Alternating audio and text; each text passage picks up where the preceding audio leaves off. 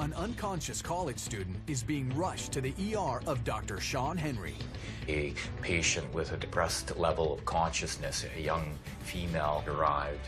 What's the story? Roommates found her collapsed in the laundry room. Her name's Paige. Was she conscious when you got there? Barely. Her breathing got more labored en route. Paige, I'm Dr. Henry. Can you hear me? She was obviously cyanosed, which is a bluish discolorization of the skin that you get when you're getting very poor circulation. Yeah, my first assumption was that she had had a drug overdose. Do you know if she was taking any medication? We looked in her purse and found this. Amitriptyline. It's a good antidepressant, but it's also a potentially lethal medication if taken in an overdose. We better get an amitriptyline level then. But first, we need to get her intubated. We got her intubated. Doctor, her heart rate's down to 42. We noticed that her heart rate on the cardiac monitor was starting to drop precipitously. I can't feel a pulse. We're losing her. Let's start CPR. We're losing her. Let's start CPR. A young college student who was struggling to breathe has gone into cardiac arrest. Let's give her a milligram of epi. We give epinephrine so that whatever blood flow there is from the heart, that it is shunted towards the vital organ. Epi's in. Stop CPR. Let's do a pulse check. I think I'm feeling a weak femoral pulse. I'm getting a weak pulse, too. Good. I'm feeling relief, but at the same time, I'm still worried. Let's get an ultrasound machine. Sometimes it's not as clear whether there's a pulse or not. The ultrasound showed that there was some heart activity, but it looked very weak. The roommates who found her have just arrived. We had very little information on her at this stage, and in particular, I wanted to know things about her mental status. So up to this point in time, my assumption was that she had taken a drug overdose, and I thought it was probably amitriptyline until proven otherwise. Any signs of depression or stress? She seemed fine to me. Any major life changes, big breakups? No. Nothing? No. Have you heard from her parents? We left a couple of messages. I mean, they live across the country. Well, thanks for coming in, girls. It was a bit disturbing, actually, because they gave me information that seemed to contradict my hypothesis. Yeah, hi. This is Carol calling again. If you could call me back as soon as you get this, something serious is happening with Paige. They said that they'd phoned an ambulance and that she wasn't doing very good. My wife and I, we couldn't believe it because my wife had just spoken to her in the morning. We made arrangements to get there as fast as we could. How's she doing? Blood pressure is still low. Lab results are back. Amitriptyline came back normal level, and so she certainly hadn't taken amitriptyline overdose. Normal pH is 7.4 in the body. A decrease even to 7.3 is an indication that the patient is very ill. When I saw the pH of 6.9, I just didn't think that she had a chance of living. A young woman's life is slipping away. Over the next half an hour, she continues to go into cardiac arrest. Like clockwork, it seemed to happen about every 5 minutes. Stop CPR. Let's do a pulse check. No pulse. Let's restart CPR. Are you sure? We're going on an hour. You know, she's so young, I think we have to give her the benefit of the doubt. Okay, you're up.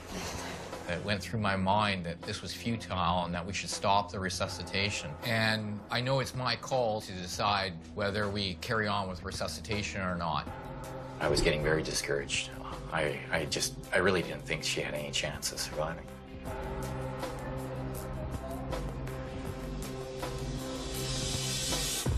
Did you see that? Her legs just moved. And I didn't think it was possible that she could have enough circulation to her brain to have this higher level of brain function. It gave me hope that she could survive. So at this stage, I'm starting to rethink things. Why was she so sick? Well, it looks like her left ventricle is not filling properly and her right ventricle is dilated. It was becoming more apparent that this was probably a massive pulmonary embolism. In my career, I'd never taken care of somebody that young dying from a pulmonary embolism. Dr. Sean Henry suspects a young patient's heart failure is being caused by a massive blood clot in her lung, but he can't be sure. I think we should give her 100 milligrams of TPA.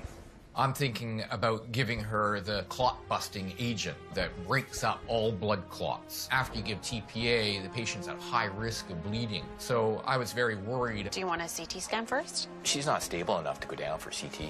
I'd never given TPA without any confirmatory evidence, and the definitive test is getting a CAT scan. TPA is mixed and ready. Good. We need this to work fast. Let's give her 100 milligrams IV push. 30. It's in. Here.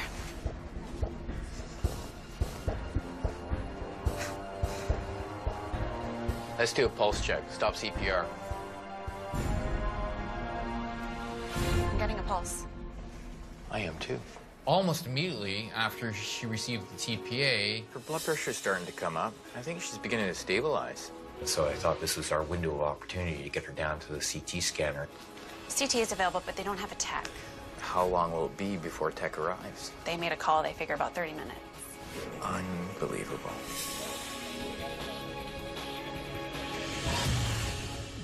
So we got a hold of the parents. Great. Can they come in?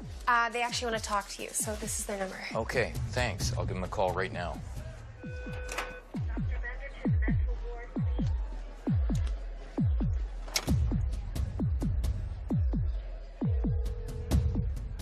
Hello? Hi, Mr. Young. It's Dr. Henry calling. Yes? I'm the emergency doctor who's been taking care of your daughter. I'm afraid I have some bad news. Her heart has stopped many times. The doctor had phoned. I was just shaken because it's something that you don't believe it's happening because it's a shock. What happened? Well, we think that she might have a big clot in her lungs. We need to get a CAT scan to confirm, but she's critically ill. I says, well, keep my daughter alive until we can get there. ED. Thanks. They're ready for us. Okay, let's get down there quick. So about 15 minutes after we called for the CAT scan, we get her to the CAT scanner. After her continually going back into cardiac arrest, I'm just taken aback by the fact that she's gone this length of time with a pulse.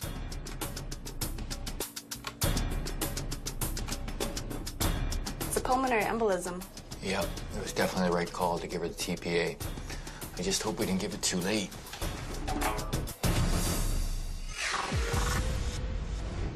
It's been over a week since Dr. Sean Henry's patient was moved up to ICU. I still thought that she was probably going to die. Dr. Henry, patient Dr. Henry. I hear I'm being Paige across the busy emergency department, and I turn around and it's Paige in the wheelchair. Dr. Henry?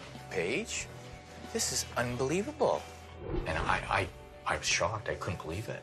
I just thought, no, that couldn't be true. You look amazing. You couldn't believe the way I looked. I should have still been, I guess, laying in a hospital bed looking really sick or something. Now that she's recovered, Paige can remember bits and pieces of that day she nearly died. I was struggling to breathe and I was struggling to stay awake. Can you hear me? I remember seeing spots of black. I knew that I was slowly going in and out. Paige, I'm Dr. Henry. Can you hear me? It must have been just as soon as we entered the hospital that I either blacked out or I died at that point. I'm not sure. I wish I did remember what had happened, but I guess I was totally gone. I didn't wake up until a day and a half later. Dr. Henry, I'm her father. Gary? Thank you, Dr. Henry. You're welcome. I was trying not to cry because it was kind of an emotional moment to see my dad break down like that in front of Dr. Henry. I felt an overwhelming sense of satisfaction that we had managed to bring her back to life. I was still in surreal mode of not really understanding the full impact. Thank you for saving my daughter. Seeing Dr. Henry for the first time, I was emotionally thankful. I was in tears and hugged him. You're welcome. I don't know how to thank you. Because that's a gratitude and thanks that I can't really pay back.